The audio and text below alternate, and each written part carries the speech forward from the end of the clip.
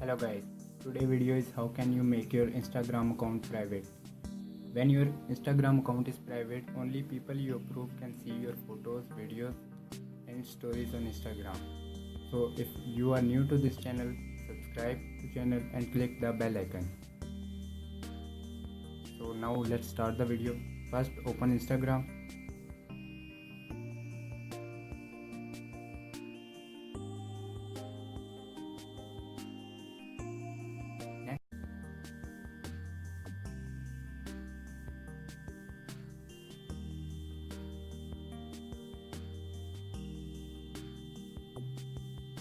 Now go to settings and privacy.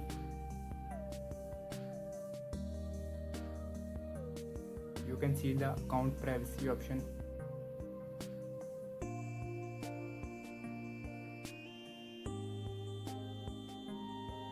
Enable this option.